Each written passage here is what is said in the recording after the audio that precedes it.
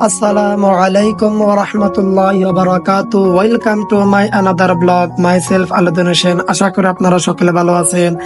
আলহামদুলিল্লাহ, আল্লাহর রহমতে আমি ভালো আছি। বন্ধুরা, আশা করি আপনারা আমার এই ব্লগ ভিডিওগুলো ভালো লাগে। অবশ্যই আজকে হলো 5 রমাদান, আপনাদের সাথে ভিডিওটা শেয়ার করলাম। আমি চেষ্টা করব আপনাদের সাথে রমজানের প্রতিদিনের ব্লগ ভিডিওগুলো শেয়ার করার জন্য।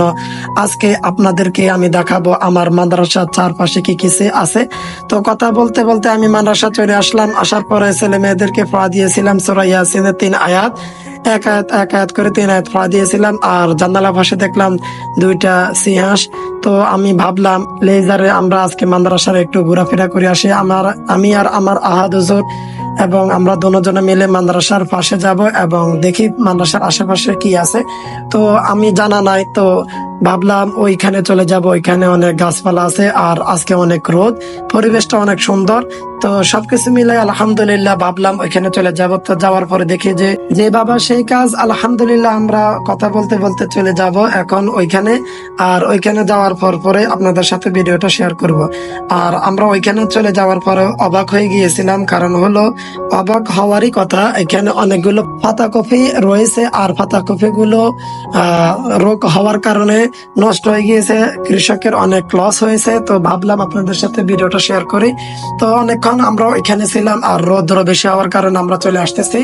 আমরা এখন চলে আসবো। আর আমরা আগের অনেক ভিডিওতে আপনাদেরকে দেখাছিলাম যে প্রতিষ্ঠানটা আর ওই বেড়িটা। তো আমি কথাগুলা বলতে বলতে আমাদের সময়ও শেষ, লেজারও শেষ। তো আমরা চলে আসতেছি মাদ্রাসায়। আর মাদ্রাসা আসার পরেই এখন মাদ্রাসার ক্লাস করাবো। ক্লাস করার পরে তারপর আমরা চলে যাব বাড়িতে।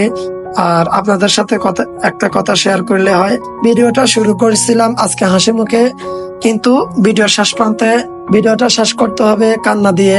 আপনারা আশা করে শেষ পর্যন্ত ভিডিওটা দেখবেন। কথা বলতে বলতে ক্লাস শেষ করে আমি চলে আসলাম বাড়িতে। আসার পরে আমার ছেলের গালের মধ্যে এবং মাথার মধ্যে পেটের মধ্যে অনেকগুলো বিসি উঠছিল।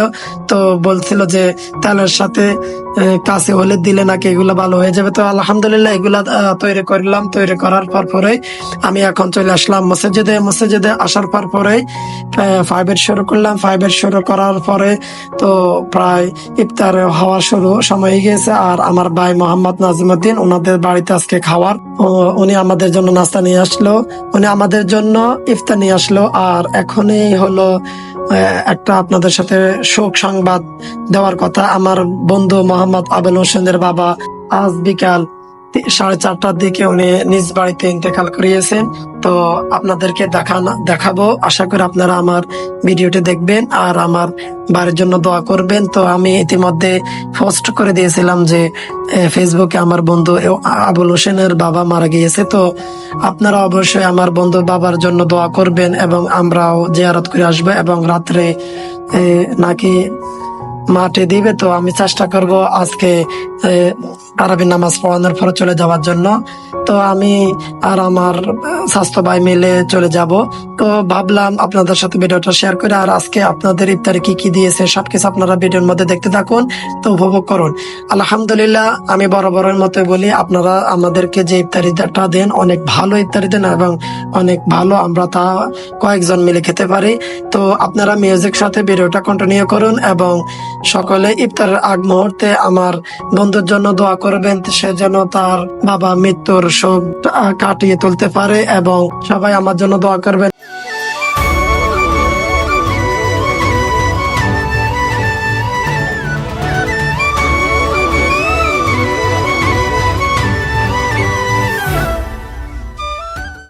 মোবাইল হাতে নিলাম এবং আজকে ইফতার যে সময় তার আগ মুহূর্তে আমি দোয়া করতেছি সকল বাবারা যেন ভালো থাকে। সন্তানের জন্য একটা আদর্শ হলো তার বাবা। তো আলহামদুলিল্লাহ আমি আমার বাবাকে অনেক ভালোবাসি, শ্রদ্ধা করি। আর আমার বন্ধুর বাবাও তাকে শ্রদ্ধা করে ভালোবাসে। তো আল্লাহ পাকের ডাকে উনি সাড়া দিয়েছে। দীর্ঘদিন অনেক অসুস্থ ছিল। তো সকলে আলহামদুলিল্লাহ ওনার জানাজায় অংশগ্রহণ করার চেষ্টা করবেন। আলহামদুলিল্লাহ বলার আর একটা কারণ হলো যে উনি রমজান মাসে মারা গিয়েছেন আর মসজিদের জন্য উনি টাকা তুলেছেন। অনেক কথা আমি জানতে পারলাম ওনার জানাজা যাওয়ার পরেই। আর ভিডিও শেষ প্রান্তে আপনাদের সাথে শেয়ার করবো ওনার জানাজাটা। আর আমরা মাটি দিয়েছিলাম, দোয়া করছিলাম, সবকিছু আপনাদের সাথে শেয়ার করবো। আপনারা ইতিমধ্যে আমার এই ব্লগ ভিডিওটা দেখছেন। তো আমি এখন ইফতারে শুরু করব, আপনারা ইতিমধ্যে ইফতারটা উপভোগ করতে থাকুন। বারবারের মতে বললাম যে আমি একা ইফতারি করি না, সকলে আমার সাথে ইফতারি করে। তো আলহামদুলিল্লাহ আমরা এখন ইফতারিটা মেখে ফেলবো। আপনারা ভিডিওটি কন্টিনিউ করতে থাকুন এবং উপভোগ করুন।